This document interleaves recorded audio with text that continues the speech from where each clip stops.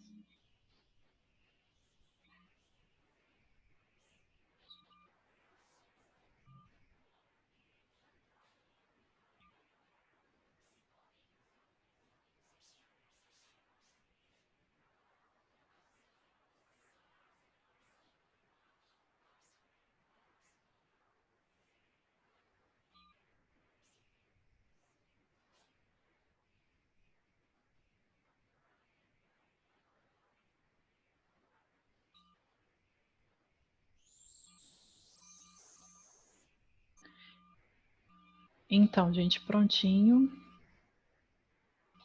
Vamos voltar aqui à aula. Eu quis passar esse videozinho antes para introduzir aqui o tema que a gente vai abordar hoje. Vocês viram aqui no relato dessas pacientes que fazem tratamento para câncer, tanto quimioterápico quanto radioterápico, né? Que esse tipo de tratamento causa alguns efeitos colaterais, né? Aqui o vídeo foi até inclusive bem tranquilo, elas reportaram sobre alguns efeitos colaterais como cansaço, a fadiga, a queda de cabelo, né? Existem vários efeitos colaterais que podem ser causados pelos quimioterápicos antineoplásicos. Na aula passada, a gente conversou a respeito dos efeitos tóxicos dos quimioterápicos dermatologicamente, né, na região local, mais na região de aplicação dos quimioterápicos venosos. Hoje a gente vai dar uma continuidade a essa matéria, só que eu preferi separar a aula passada, porque era uma aula de extrema importância, principalmente porque quem faz o preparo do paciente, quem funciona o paciente para que o quimioterápico por via venosa seja aplicado, são os técnicos. Então, acho que é uma matéria, é uma parte da matéria que eu tinha que dar mais ênfase, porque faz muito parte da rotina do trabalho do técnico de enfermagem dentro de um centro de quimioterapia, tá? Então, hoje vamos dar continuidade. Falar sobre quimioterápico é muito assunto, é muita coisa, então eu estou tentando resumir ao máximo, mas de alguma forma também mais didática possível. Estou colocando muito texto nos slides, vocês estão tendo que estudar de casa, né? Eu sei que é mais difícil, mas porque são assuntos muito importantes para a gente ver, tá? Então vamos lá. Os quimioterápicos antineoplásicos, eles podem causar toxicidade, né? O que é isso? É causar efeitos colaterais, serem tóxicos, tanto para a questão dermatológica, a gente já falou aula passada da dermatológica local, agora a gente vai falar hoje da dermatológica sistêmica, tá? Eles podem causar fadiga, toxicidade gastrointestinal, toxicidade hematológica, cardiotoxicidade, hepatotoxicidade, toxicidade pulmonar, neurotoxicidade, disfunção reprodutiva, toxicidade vesical e renal, alterações metabólicas, reações alérgicas e gerar também anafilaxia. Nós vamos falar sobre todos esses tópicos, mas não nesta aula, é muito assunto para a gente falar em uma hora só, tá? Então hoje nós vamos abordar toxicidade dermatológica e fadiga. Por isso que eu deixo elas grifadas aí para vocês. Antes disso, só relembrando o que a gente já tinha visto em outras aulas, por que os quimioterápicos antineoplásicos eles vão causar essa série de efeitos colaterais no corpo? Porque eles não atingem só as células tumorais, eles atingem as células, vamos dizer, boas também do nosso organismo. E isso vai gerar uma série de efeitos colaterais, tá? Que a gente vai falar ao longo dessas aulas. Então, hoje, continuando, nós vamos falar sobre toxicidade dermatológica sistêmica. Qual que é a diferença do sistêmico para local? O local, o próprio nome já diz, é específico aquele local, tá? Então, quando a gente falou de toxicidade dermatológica local, era uma toxicidade que ia acontecer, um efeito colateral que ia acontecer no local ali da aplicação do quimioterápico. Agora, a gente está falando de sistêmica, ou seja, no corpo inteiro. Pode ocorrer em várias regiões do corpo, não só ali no local onde a gente está aplicando o quimioterápico, tá? Então, a taxa de renovação celular dos tecidos cutâneos, a gente não está falando de toxicidade dermatológica, derma é de pele, tá? Então, a taxa da renovação dessas células da nossa pele torna ela muito vulnerável à ação dos antineoplásicos. Vocês viram lá no videozinho que a gente começou a aula, que aquele médico fala que o quimioterápico ele atinge muitas células que se dividem rápido. A gente viu isso nas últimas aulas também.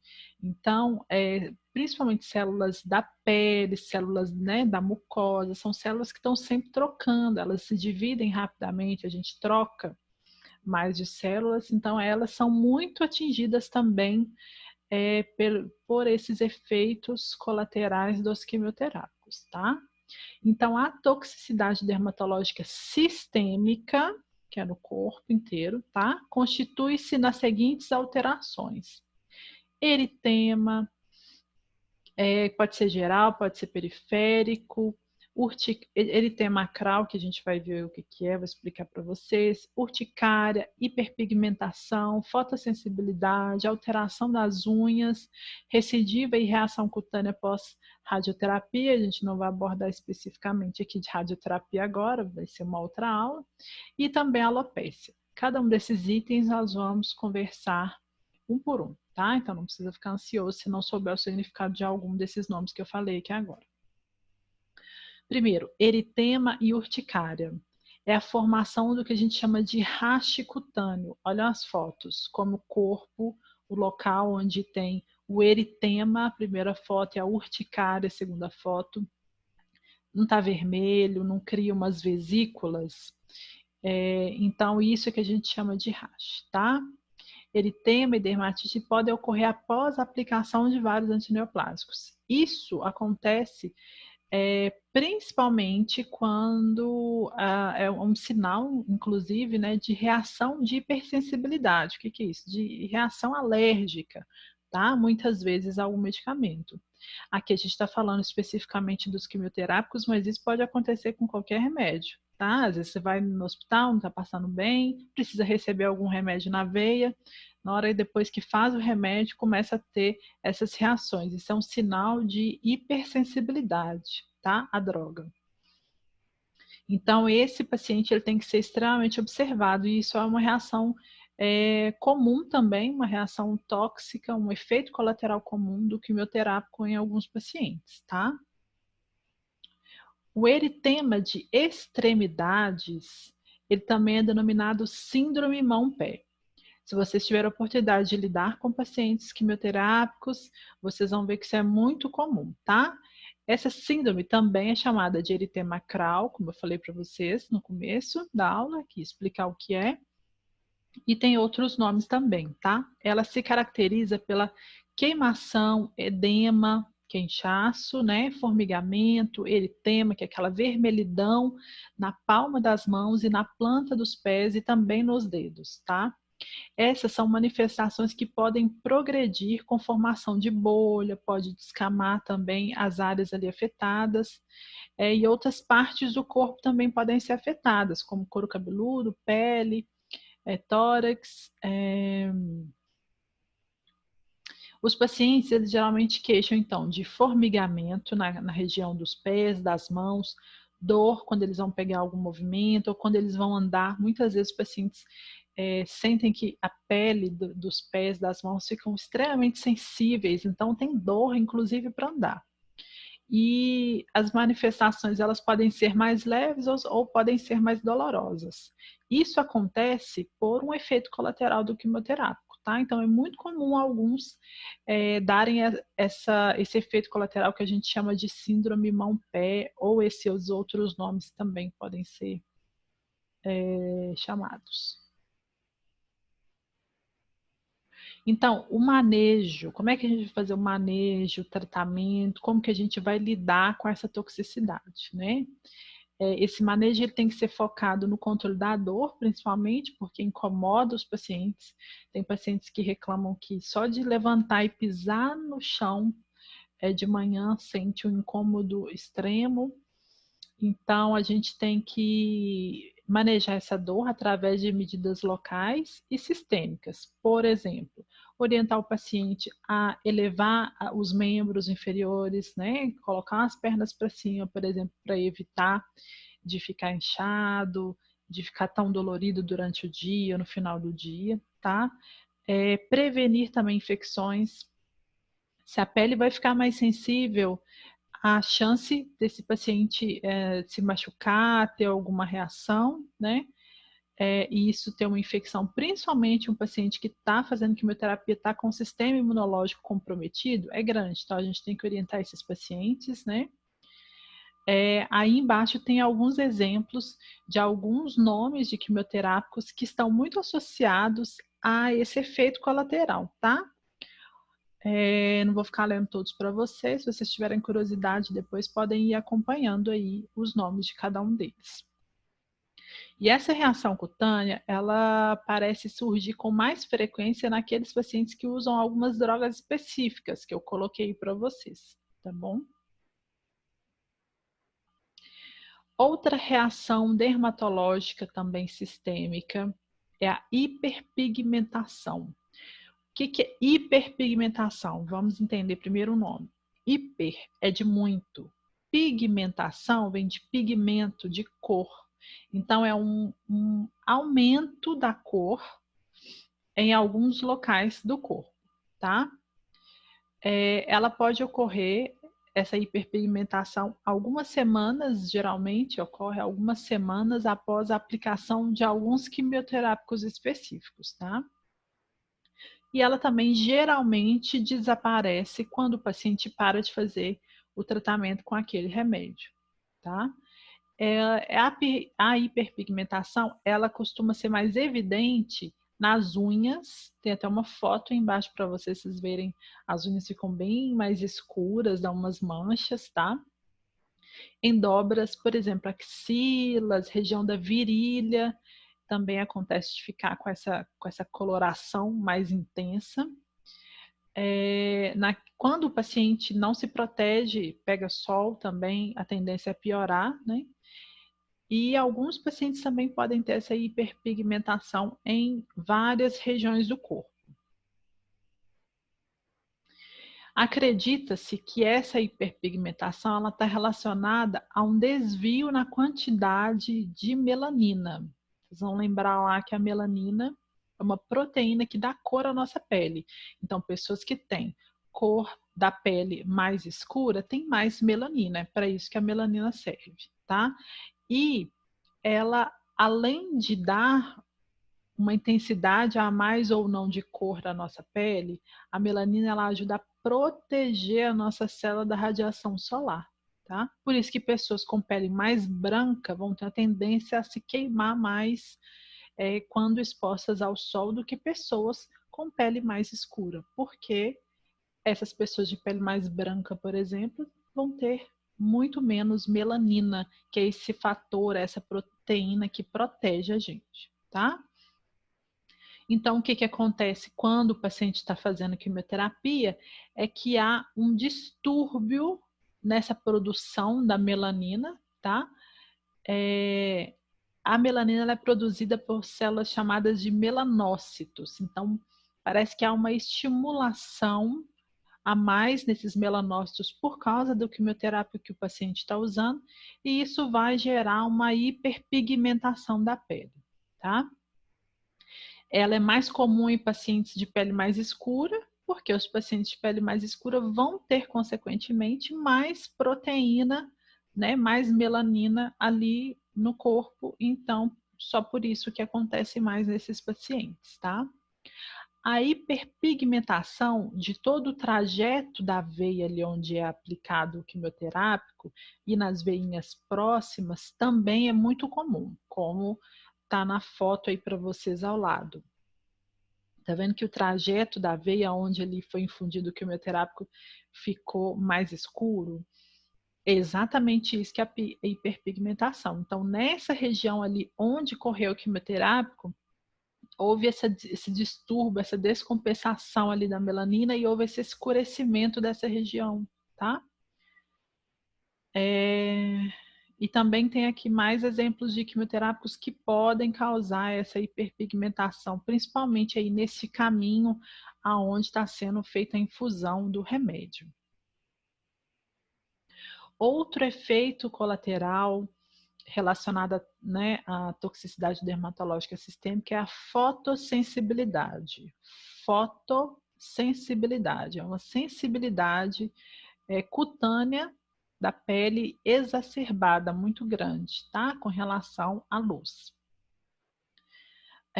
Então, esses pacientes que têm fotossensibilidade, eles vão ficar mais susceptíveis, vão ficar mais expostos, né, podendo correr mais risco de ter queimaduras solares graves, se eles ficarem se expondo ao sol sem proteção, tá? Nos pacientes que têm fotossensibilidade causada pelo quimioterápico, ela costuma ser mais acentuada nos primeiros dias após a aplicação do quimioterápico, tá? Geralmente esses pacientes vão queixar de dor, de queimação nos olhos, quando estão em um local muito iluminado, né, com muita luminosidade solar direta.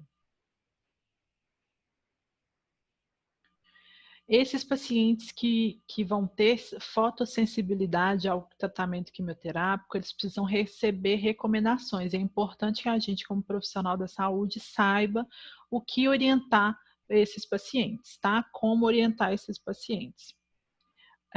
Por exemplo, primeira recomendação, evitar a exposição solar, principalmente naquele período ali do dia que o sol é mais quente, de 10 às 2 horas da tarde. Por quê? Esse paciente não está com uma alteração cutânea, ele não está mais sensível à radiação solar. Se ele se expor, a chance dele ter queimaduras é muito maior. Então, é importante orientar esses pacientes. Utilizar roupas que vão cobrir as áreas mais expostas. Se ele precisa sair no sol, se ele precisa sair para fazer um tratamento, se ele precisa sair para trabalhar, é importante que ele entenda que é melhor ele usar uma roupa de manga comprida, né? Que cubra seus ombros, as costas, as pernas, as regiões mais expostas, para evitar qualquer efeito colateral mais grave. Esse paciente tem que proteger o rosto, o couro cabeludo, por exemplo, utilizando um chapéu, tá?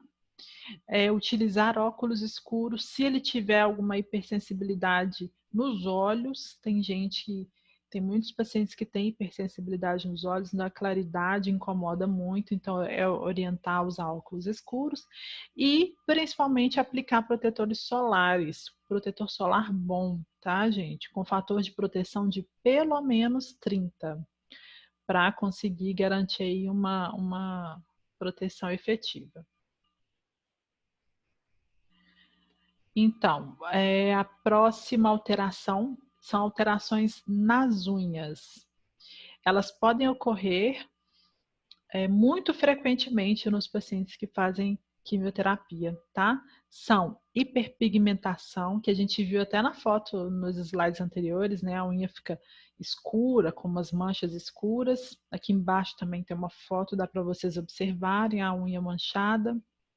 O enfraquecimento da unha, ela fica quebradiça, dá umas linhas, umas faixas na unha, ela diminui o crescimento, fica mais opaca, fica com aquela característica de unha fragilizada mesmo, tá? Isso tudo por causa do efeito do quimioterápico.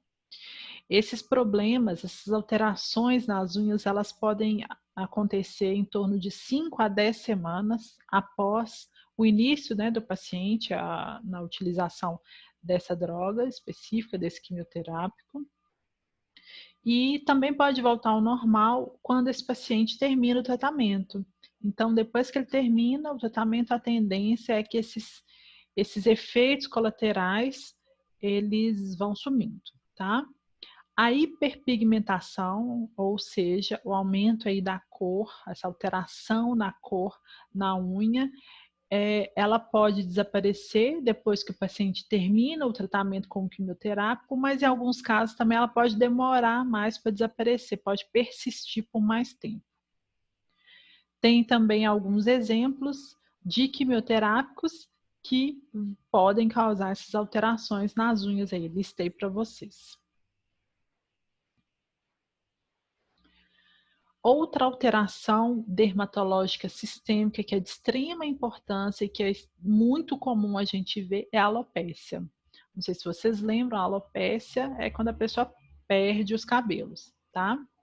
As drogas quimioterápicas que atuam lá na fase, lembram lá do ciclo celular que a gente estudou várias vezes, já revisei com vocês várias vezes, lembro que eu falei que era muito importante para a gente entender o mecanismo de ação dos quimioterápicos? Então, as drogas quimioterápicas que vão agir Lá na fase S e na fase M do ciclo celular, elas não diferenciam as células em replicação, as células normais das células malignas. Então, elas vão acabar atacando outros tecidos, e isso vai levar a esse efeito colateral tão conhecido que a gente vê de muitos pacientes que fazem uso de quimioterápico, que é a perda do cabelo. Essa perda do cabelo ela pode ser total, a pessoa pode ficar totalmente careca, perder cabelos e pelos, sobrancelhas, cílios, tá? De uma maneira geral, ou ela pode ser parcial. O paciente ele pode perder um pouco de cabelo, uma parte dos cabelos ou dos pelos também, tá? Então é por isso que é um efeito colateral dermatológico sistêmico. Por quê? Alguns quimioterápicos, na hora que eles vão atuar lá no organismo, eles vão agir na fase S ou na fase M, e quando eles agem nessas fases do ciclo celular, eles não conseguem identificar qual que é a célula tumoral e qual que é a célula saudável, então eles acabam atingindo células saudáveis do nosso corpo, principalmente o folículo piloso, que eu vou mostrar no próximo slide aqui para vocês, e isso vai fazer com que haja a queda do cabelo desses pacientes. Então, a queda do cabelo ela pode ocorrer através de dois mecanismos, tá? Depende da droga, da dose, da técnica de infusão e da combinação de outras drogas. Não é qualquer quimioterápico que o paciente vai ter alopécia, vai ter perda de cabelo, tá? São alguns quimioterápicos, não são todos, tá? Depende também da dose. Então, às vezes o médico faz um esquema de quimioterápicos para aquele paciente que ele vai perder cabelo, mas ele vai perder pouco cabelo, vai perder menos, ele não vai ter perda total. Então, tudo depende de qual é o quimioterápico, da dose, tá? Da técnica de infusão, né? Como que ele vai ser infundido e da combinação de drogas. Lembra que a gente falou muito sobre poliquimioterapia, que isso potencializa o tratamento do paciente que faz quimioterapia? Então, a maioria das vezes eles não vão usar um quimioterápico só, vão ser uma junção de alguns quimioterápicos, um ou dois ou três, depende do tratamento, do câncer, do estado do paciente, né? Existem vários protocolos quimioterápicos. Então, depende de qual droga está ali no tratamento do paciente. Às vezes, uma vai levar, mas outra não. Então, ele pode ter ainda assim queda de cabelo, tá? Então, existem dois mecanismos. Se a agressão é muito grande, se os medicamentos que esse paciente está usando são muito agressivos para o folículo piloso, aqui na foto, não sei se vocês conseguem ver a minha setinha. Isto aqui é o folículo piloso, tá? É a raizinha aqui onde fica implantado o nosso cabelo, o nosso pelo, tá?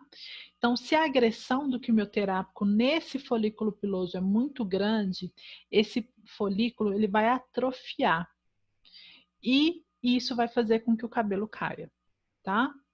Pode ser espontâneo, simplesmente vai caindo.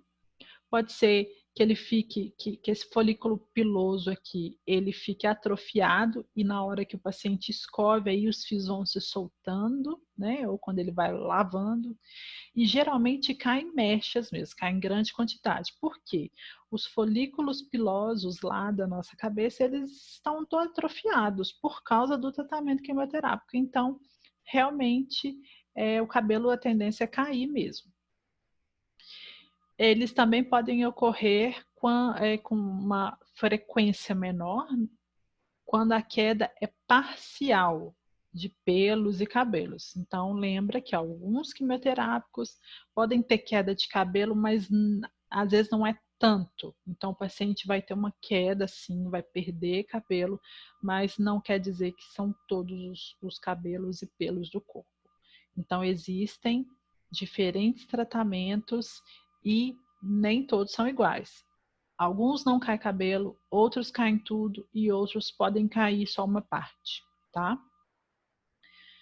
Quando o ataque ao couro cabeludo é menos intenso, então, ocorrem pontos de atrofia e necrose ao longo do cabelo. E isso faz com que o cabelo fique mais frágil, fino e quebradiço. Então, existem alguns quimioterápicos que vão deixar esse cabelo mais fragilizado, tá? Vai ter uma queda menor, porque o ataque ali ao couro cabeludo do quimioterápico é menos intenso, mas ainda assim vai ter, e também vai deixar esse fio mais ressecado, mais quebradiço, tá? Mais frágil. A queda de cabelo, ela é causada por algumas drogas, que eu vou exemplificar para vocês aqui embaixo, né? Geralmente ocorre em média de 2 a 3 semanas após o início do paciente ao tratamento, tá? Geralmente, tá, gente? Isso pode mudar um pouquinho entre uma e outra droga.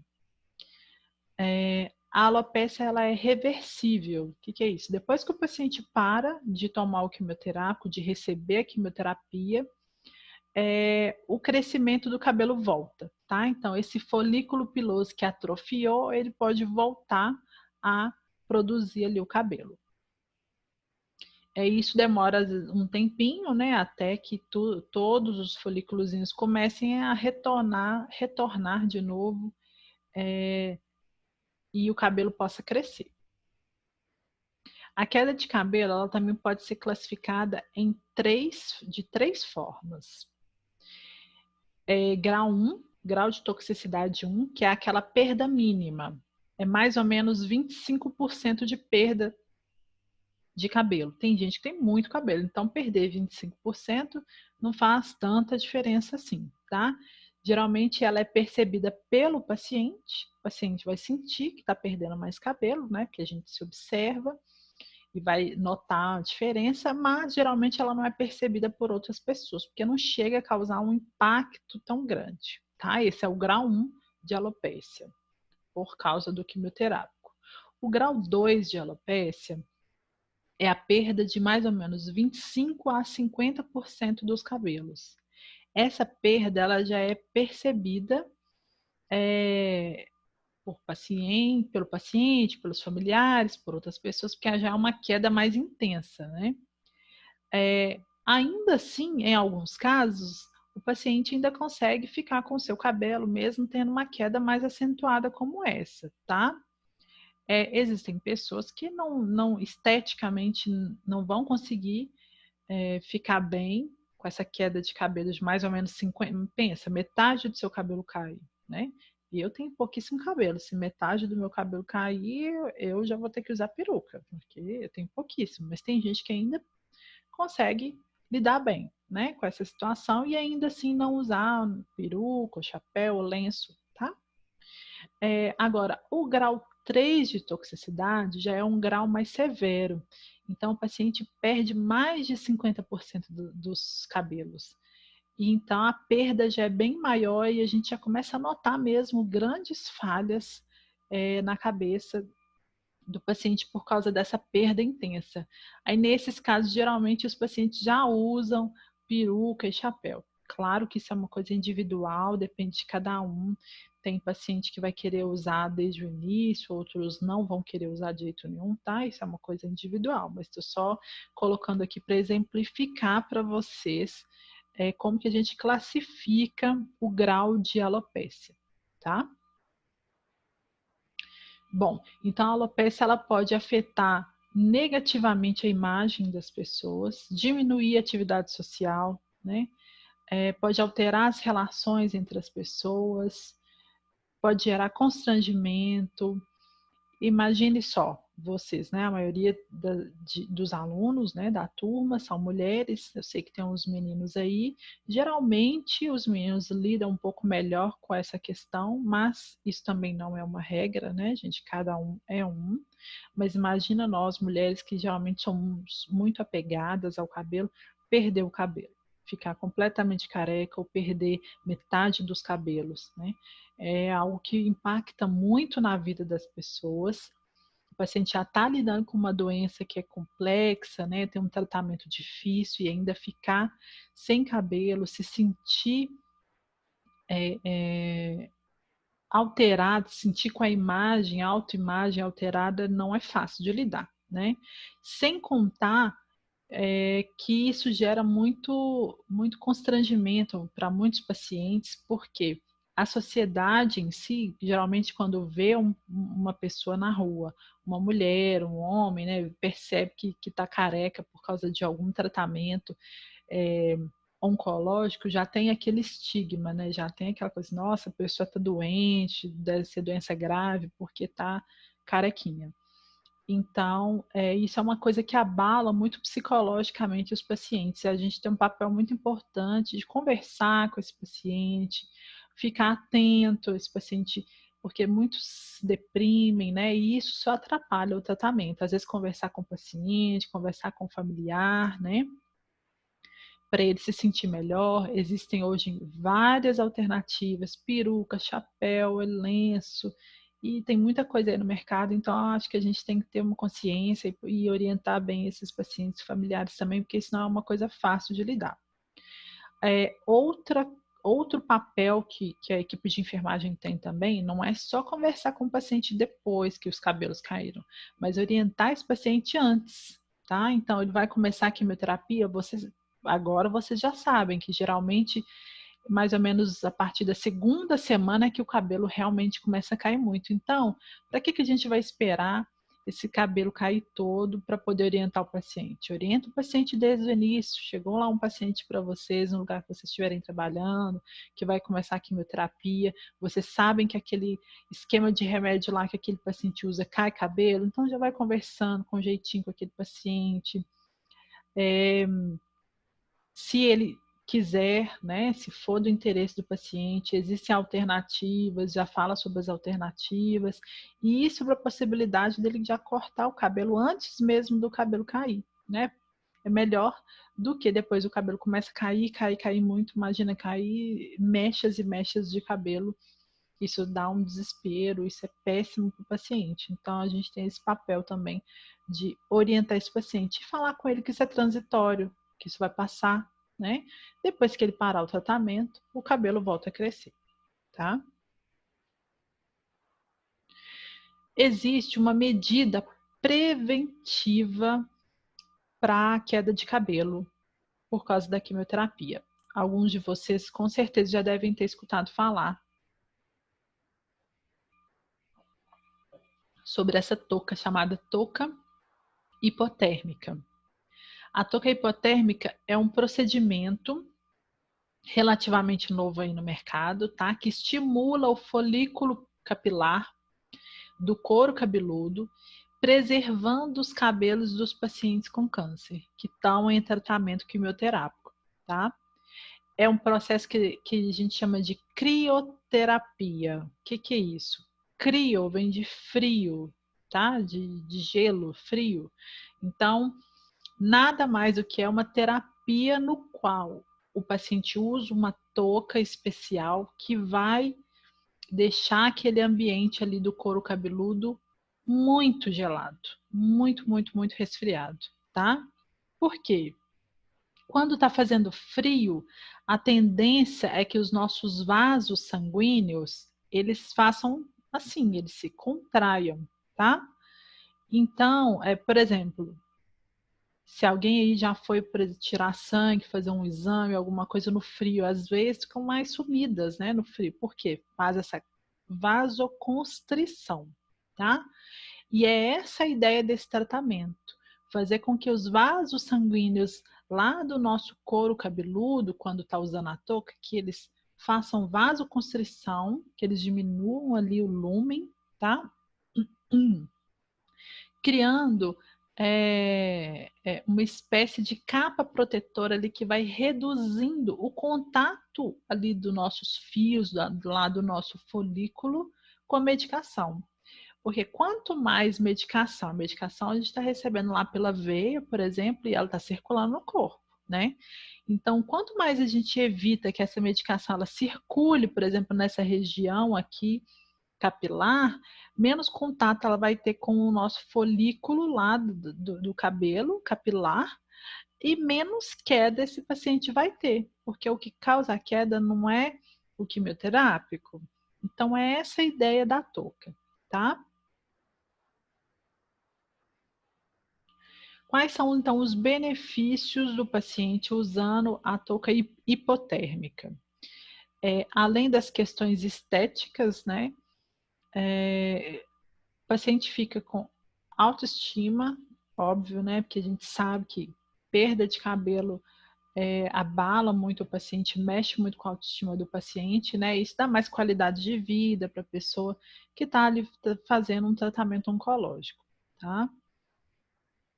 Quem que pode fazer? Vocês acham que é todo mundo que pode fazer esse tratamento? Não, não é todo mundo, tá? Então, alguns remédios, alguns quimioterápicos, em alguns tipos de tratamento quimioterápico, não é indicado o paciente fazer uso da touca hipotérmica, porque às vezes é um tratamento tão agressivo, é um tratamento que não vai ter jeito, que o quimioterápico vai atingir ali o nosso folículo capilar, tá? Então, nesses casos, não é indicado para esses pacientes, tá? Mas em vários outros casos é indicado e tem bons resultados. Só que isso é uma coisa também um pouco individual. Tem paciente que vai ter um resultado excelente, não vai ter queda, vai cair só um pouquinho, e tem outros que às vezes não respondem tão bem, tá? Mas, de uma maneira geral, a touca hipotérmica é um excelente tratamento para prevenir aí a queda dos cabelos dos pacientes, tá? Então, tudo depende do tipo do câncer, do estágio do câncer, como é que está esse paciente, né? Se tem indicação médica, se aquele remédio, aquele grupo ali de quimioterápicos que aquele paciente vai usar, vai ter um efeito legal se usar a touca, né? Se tem chance de ter bons benefícios usando a touca ou não. Tá? Isso tem que ser discutido com a equipe, discutido com o médico para ver se vai valer a pena para o paciente, porque esse é um tratamento caro.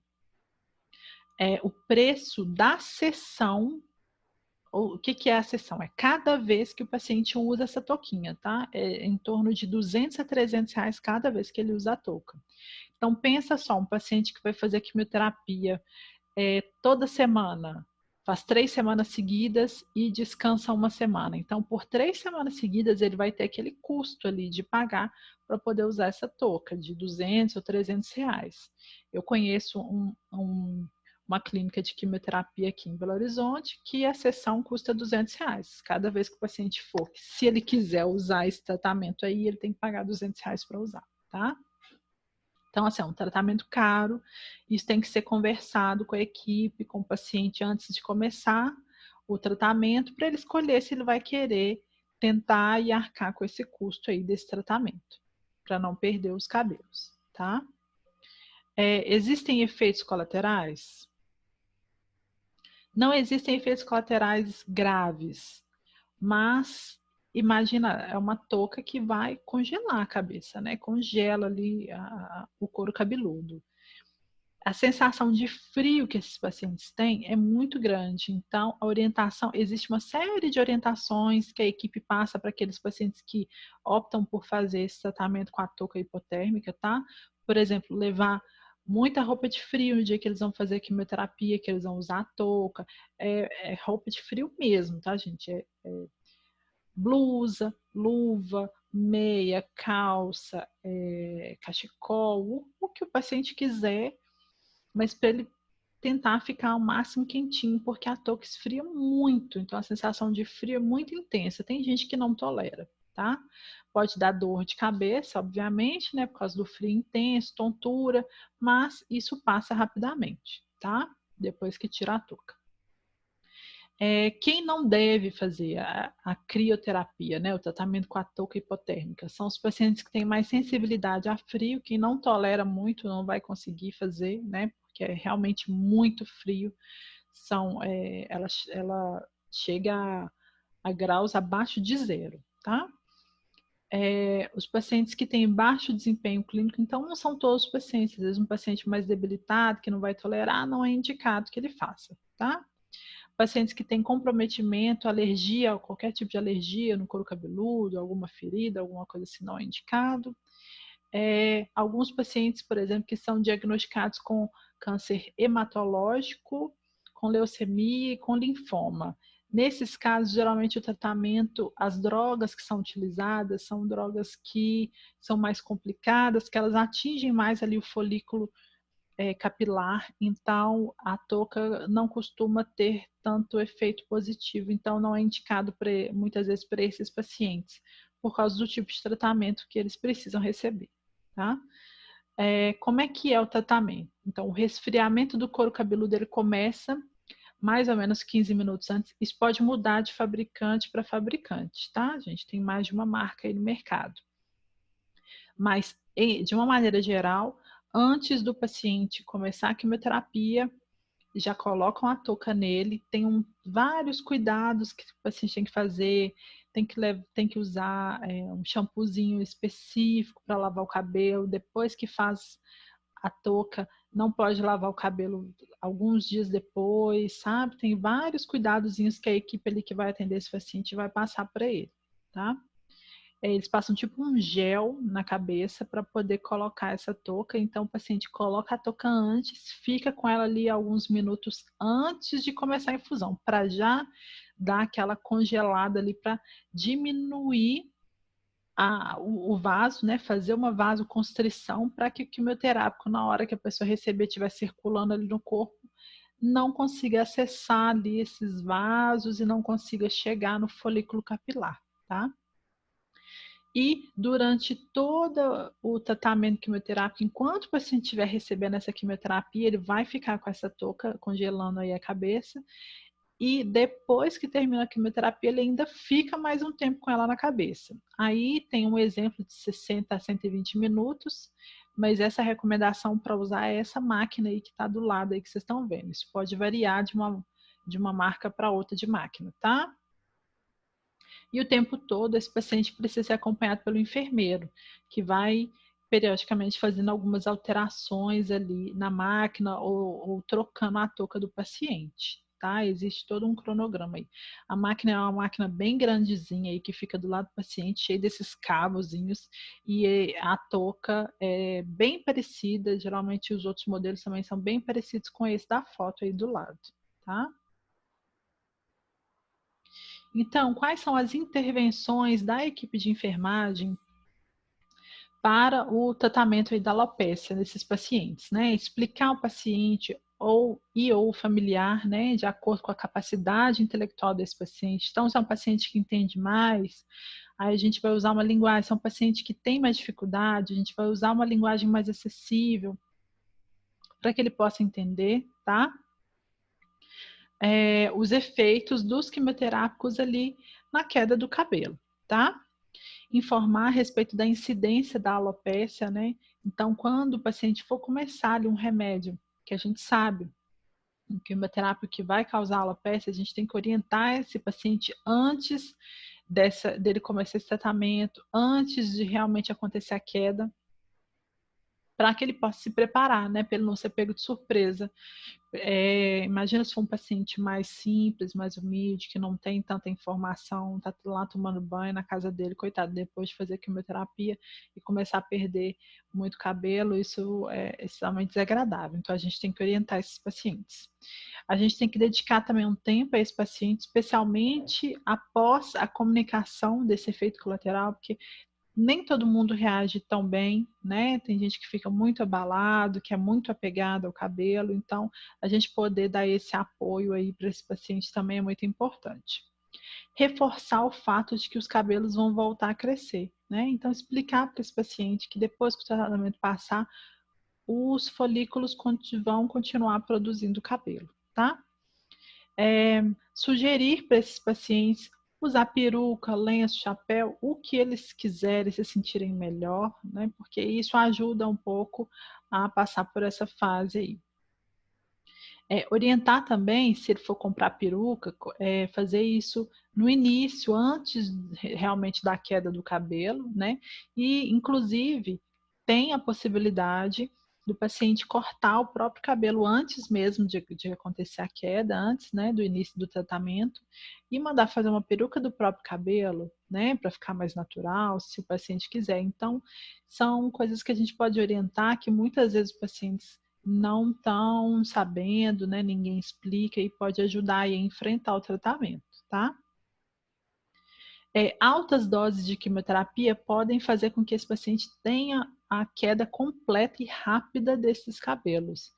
Nesses casos, então, é melhor aconselhar ele a cortar antes, né? Porque pode cair tudo de uma vez, dependendo do quimioterápico que ele usa, para evitar que esse paciente sofra, né? E tenha esse desgaste emocional.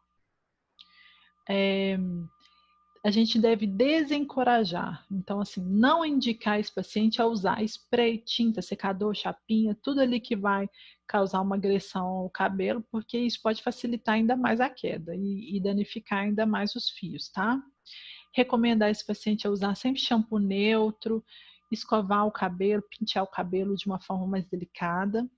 Sugerir sempre a proteção da cabeça, né? Usar um chapéu, usar um protetor solar, principalmente naqueles que já perderam todo o cabelo, para proteger mesmo a pele, tá? E sugerir também um suporte psicológico. Como eu falei, tem gente que não vai lidar tão bem com isso, que sofre muito com a perda dos cabelos, então um suporte, um apoio psicológico é muito importante.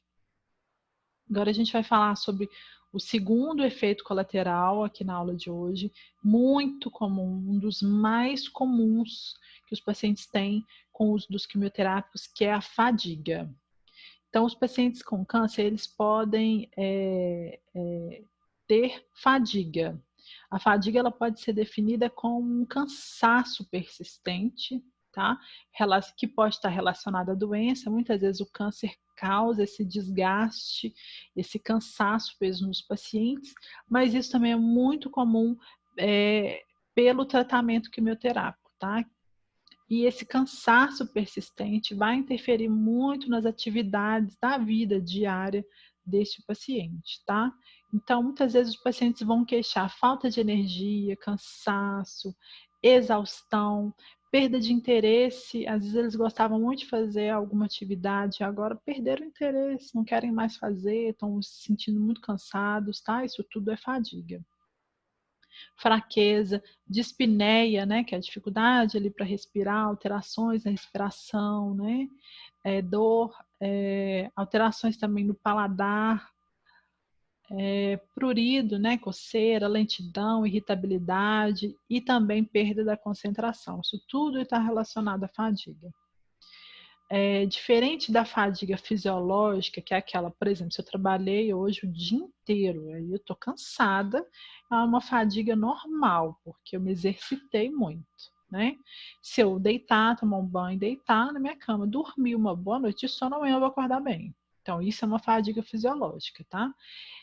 Essa fadiga que a gente está falando relacionada aos quimioterápicos, ela não é uma fadiga fisiológica, porque por mais vezes que o paciente descanse, ele ainda vai ter essa sensação frequente, né, de cansaço e de desgaste, tá?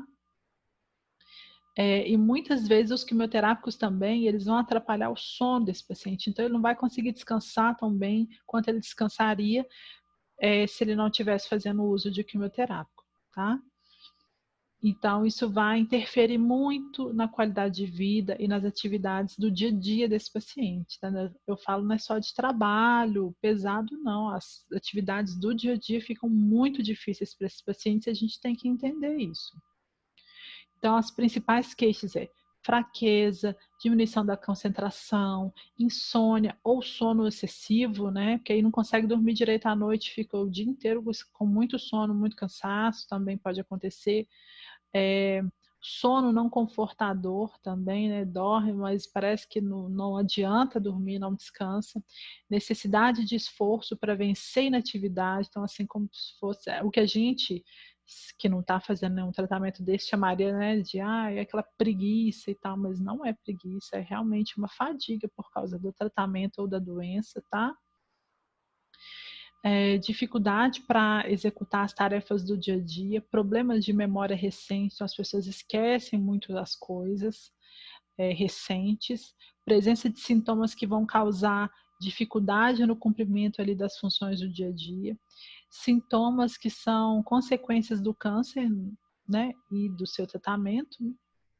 E sintomas que não são consequentes da depressão, distúrbio de somatização ou de delírio. Então, isso tudo aí a gente relaciona à fadiga, tá? São características da fadiga. De onde surgiu? Etiologia. De onde surgiu isso, né? Como que acontece essa fadiga? Ela pode ser causada pela própria doença, pelo próprio câncer, pode ser causada por um efeito colateral da quimioterapia. Tem muitos quimioterápicos que vão causar esse efeito, como eu falei, é um dos efeitos que mais acontece, que os pacientes mais reclamam, é a fadiga, tá? A radioterapia também pode causar isso. Alguns imunobiológicos, né, que são modificadores da resposta imunobiológica, também são usados para tratamento, eles também podem causar isso. Algumas desordens também no corpo do paciente, como anemia, infecção pulmonar, insuficiência hepática, renal, déficit nutricional, desidratação, distúrbios eletrolíticos e disfunção endócrina também podem causar fadiga. E isso tudo também pode ser causado pelo quimioterápico. Então, vocês estão vendo que é uma bola de neve, né? Distúrbios do sono, imobilidade, falta de exercício, dor crônica, ação central de drogas, por exemplo, paciente que usa muita morfina, né, que são opioides, para o controle da dor, e problemas psicossociais também. Tudo isso aqui pode gerar fadiga no paciente, tá? Isso é muito comum em pacientes que fazem quimioterapia. É importante que a gente sempre avalie frequentemente o nível de fadiga desses pacientes, tá? Muitas vezes eles não falam pra gente. Eles evitam de ficar falando, porque às vezes fica achando que se ele reclamar, o médico vai trocar o tratamento, ou vai tirar o remédio, né? Se ele ficar reclamando demais, porque eles sentem muitas vezes que estão reclamando, isso vai atrapalhar o tratamento dele. Mas a gente tem que conversar, entender as questões dos pacientes e avaliar essa fadiga, porque isso pode, inclusive, atrapalhar ainda mais o tratamento. Se esse paciente não está bem, não está conseguindo lidar bem com a fadiga, não está dormindo bem, não está conseguindo fazer nada do que ele fazia antes na vida dele, diariamente, né? Isso vai atrapalhar em todos os outros sentidos, inclusive no tratamento. Então, é bom a gente avaliar sempre a fadiga dos pacientes. Orientar também que isso é um efeito colateral muito comum dos quimioterápicos, né?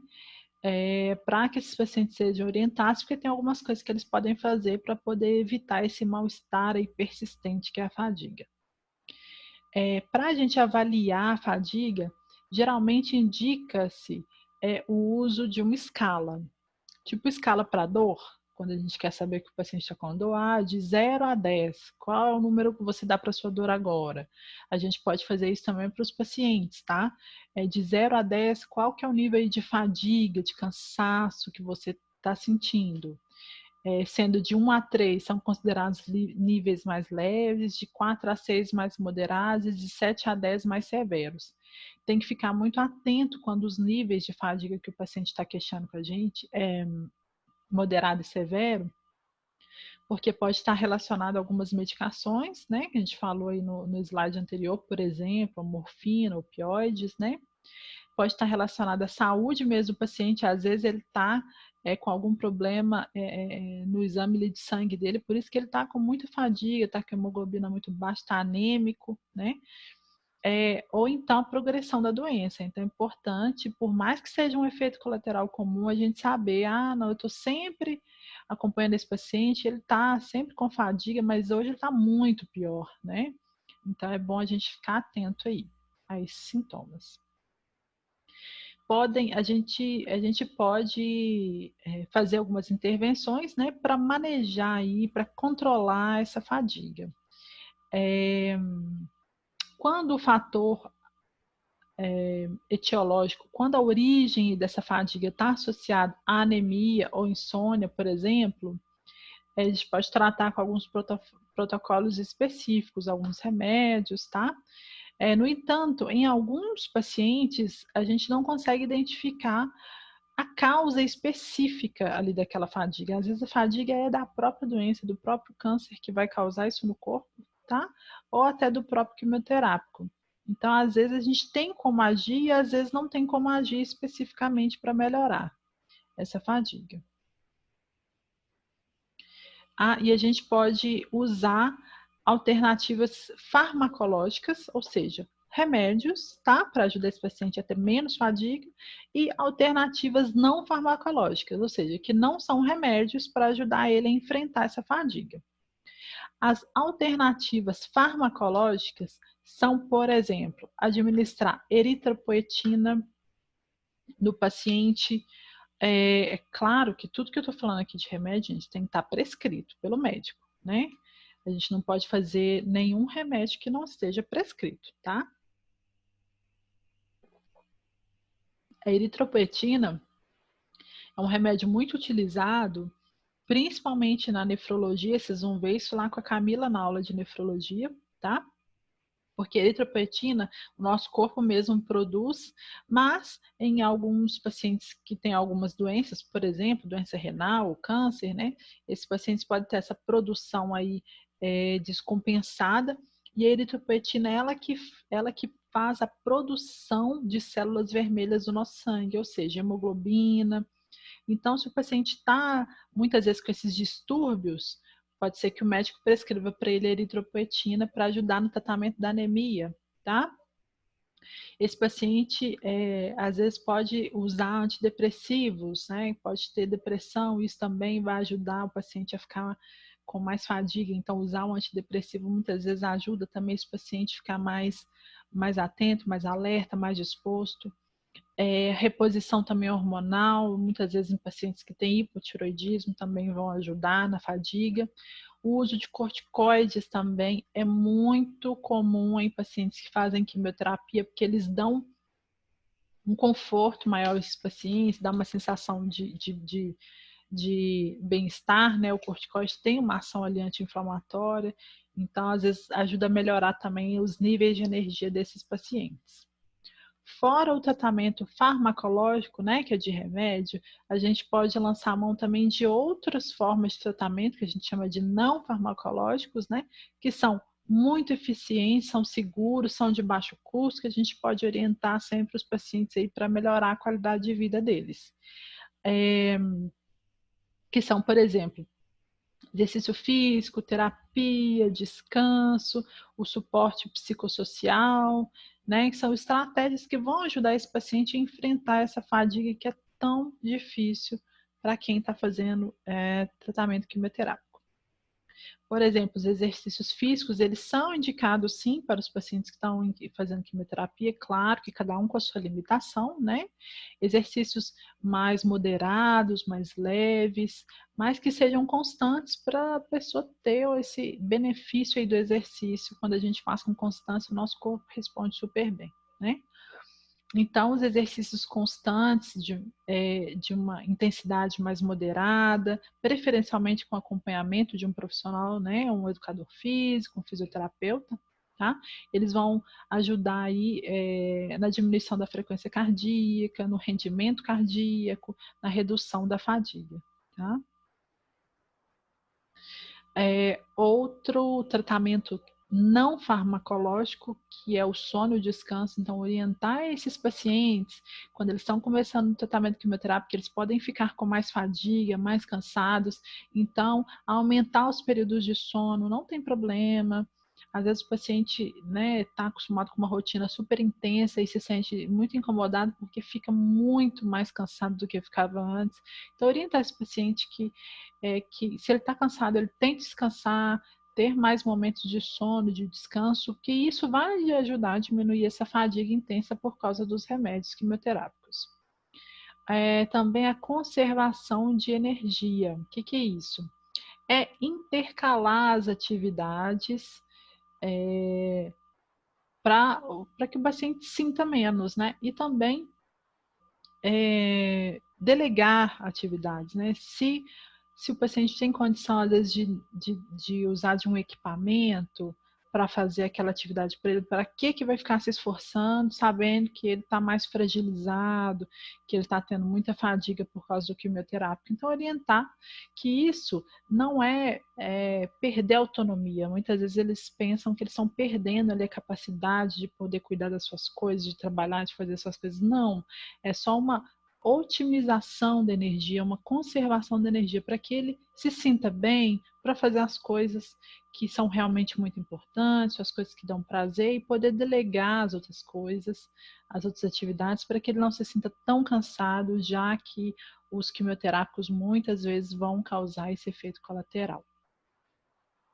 E também redução do estresse, né? Intervenções psicossociais, procurar um psicólogo, um terapeuta, né? Ter um aconselhamento, criar estratégias de enfrentamento para esse estresse que é o tratamento de pacientes com câncer, né? Que a gente sabe. Então, isso ajuda muito também a enfrentar a fadiga, tá?